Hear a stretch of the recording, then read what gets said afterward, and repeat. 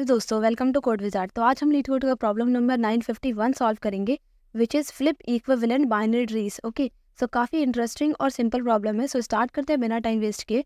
For a binary tree T, we can define a flip operations as follow: choose any node and swap the left and the right sub tree, right child of the sub tree. ठीक है, so यहाँ पे जो flip operation है, flip operation का मतलब यह है कि किसी भी नोड का लेफ्ट और राइट सब ट्री है उसको स्वैप करना। अगर हम स्वैप कर रहे हैं इसका मतलब है कि फ्लिप ऑपरेशन अप्लाई कर रहे हैं।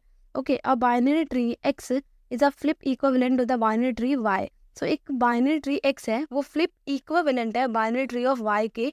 कब? If and only if we can make a X equal to Y. जब हम एक्स को इक्वल टू वाई कर रहे हैं, मीन्स जो एक बाइनरी ट्री है एक्स है उसको हम किसी और बाइनरी ट्री वाई की इक्वल कर रहे हैं after some number of flip operations.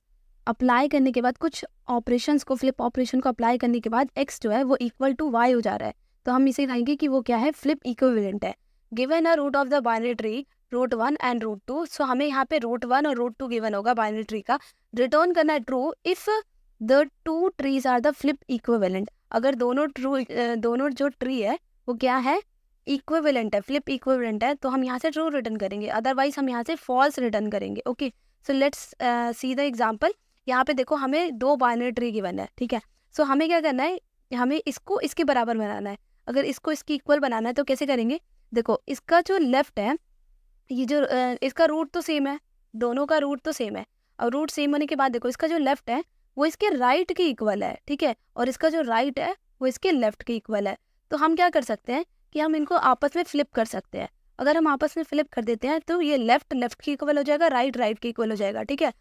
अब उसके बाद से देखो, जब यहाँ पे हम आते हैं अंदर कहीं, तो यहाँ पे मुझे कहीं 5 मिलेगा मुझे, बट देखो 5 की ये जो नोड्स हैं, सब ट्री है, वो भी क्या है, चेंज है। तो जो इसका लेफ्ट है वो इसके राइट के इक्वल है, और जो इसका राइट है वो लेफ्ट के इक्वल है।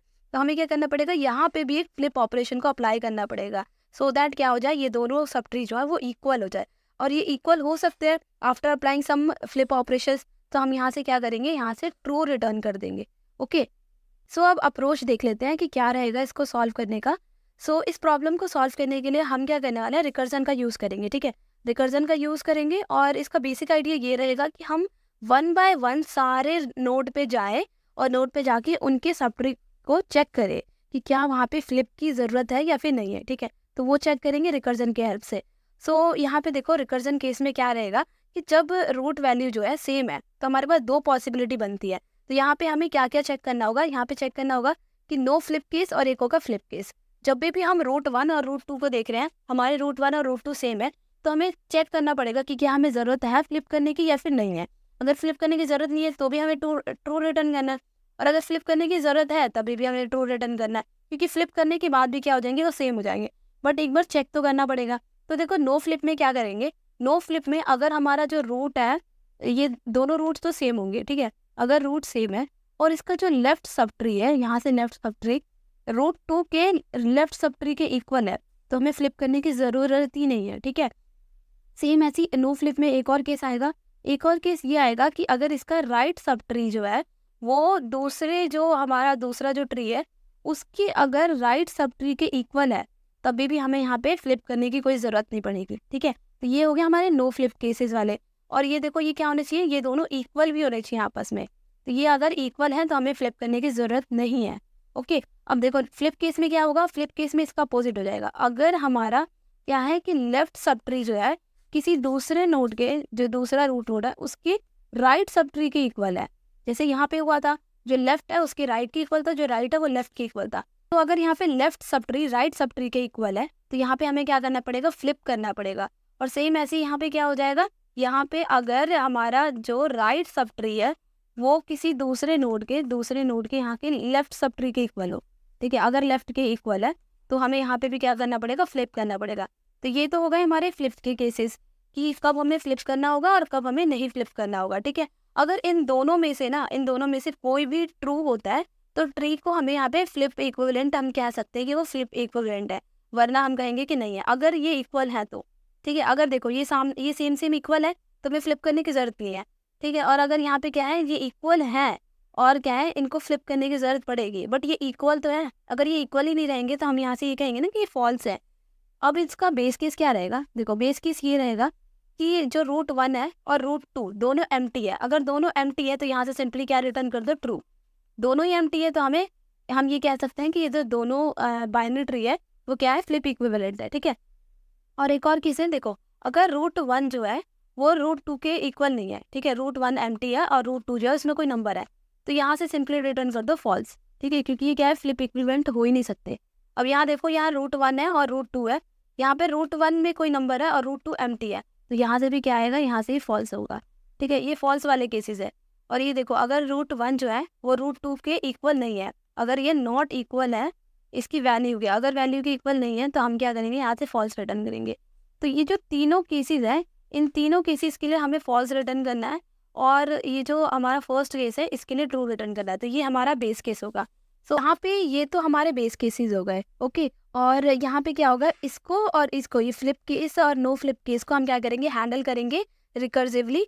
और अगर इन दोनों में से क्या हो, कोई भी केस जो है वो ट्रू हो जाता है, तो इसका मतलब है कि ट्री जो है फ्लिप इक्विवेलेंट है, वरना नहीं है। सो एक बार खुद से कोड करके ट्राई करें, उसके बाद से ही फाइनल कोड देखें। अब तक हमने समझा है, इसका फाइनल एक सुंदर सा कोड लिख लेते हैं। सो देखो, सबसे पहले क्या करेंगे, बेस केस लिखते हैं। तो बेस केस में क्या होता है कि इफ हमारा जो रूट 1 है, रूट 1 अगर इक्वल टू नल है, और इसके साथ साथ एक और कंडीशन ट्रू है, विच इज़ की रूट जो 2 है हमारा, वो भी क्या है, इक्वल टू हमारा नल है। अगर ये दोनों क्या हो, ट्रू हो जाते हैं, तो हमें यहाँ से क्या रिटर्न करना है, ट्रू रिटर्न कर देना है, ओके। अब नेक्स्ट केस एक और था, इसमें ये था कि इफ़ हमारा जो रूट 1 है वो क्या है, इक्वल टू नल है, और रूट 2 जो है, रूट 2 कोई नंबर होगा, या फिर हमारा रूट 2 जो है वो क्या है, इक्वल टू नल है, और रूट 1 जो है वो कोई नंबर है, मीन्स इक्वल नहीं है। या फिर क्या हो कि रूट 1 की जो वैल्यू है वो क्या है, नॉट इक्वल्स टू है हमारे रूट 2 के वैल्यू के, ठीक है, रूट 2 की वैल्यू के। अगर ऐसा कुछ है तो हमें यहाँ से सिंपली रिटर्न कर देना है फॉल्स को, ठीक है, यहाँ पे फॉल्स रिटर्न हो जाएगा। अब हमें यहाँ पे रिकर्सिवली चेक करना है, किसके लिए, एक तो फ्लिप के लिए और नो फ्लिप के लिए। तो यहाँ पे क्या करते हैं, यहाँ पे एक बूलियन एक वेरिएबल बना लेते हैं, विच इज़ नो फ्लिप, ठीक है। यहाँ पे हम फ्लिप इक्विवेलेंट जो है इसी को हम रिकर्सिवली कॉल करेंगे, किसके लिए, एक तो हम करेंगे रूट 1 के, जो रूट 1 है हमारा उसकी लेफ्ट के लिए, ठीक है, और साथ ही साथ रूट 2 का जो हमारा है लेफ्ट है उसके लिए, ठीक है। तो ये हमारा नो फ्लिप वाला केस है। तो यहाँ पे अगर ये दोनों इक्वल हो जाएंगे तो ये हम कह सकते हैं कि यहाँ पे कोई फ्लिप की ज़रूरत नहीं है। साथ साथ मुझे क्या करना पड़ेगा, सेम चीज़ मुझे राइट के लिए करना पड़ेगा, लेफ्ट और राइट दोनों के लिए चेक करना है। तो यहाँ पे मैं क्या करूँगी, राइट के लिए भी यहाँ पे चेक करूँगी, तो यहाँ पे लेफ्ट नहीं होगा, यहाँ पे क्या हो जाएगा, राइट हो जाएगा, और यहाँ पे भी क्या करेंगे, यहाँ पे भी राइट कर देंगे, ठीक है। तो ये हो गया मेरा नो फ्लिप केसेस वाला, जिसमें मुझे लेफ्ट को लेफ्ट और राइट को राइट से चेक करना है, ठीक है। सेम करते हैं, बूलियन एक वेरिएबल बनाते हैं, किसके लिए, फ्लिप के लिए बनाते हैं, और यहाँ पे सेम चीज़ रहेगी, बस लेफ्ट को राइट से कंपेयर करेंगे और राइट को लेफ्ट से। तो इसको कॉपी कर लेते हैं, और इतना टाइम वेस्ट नहीं करते लिखने का, यहाँ पे डायरेक्ट लिख देते हैं।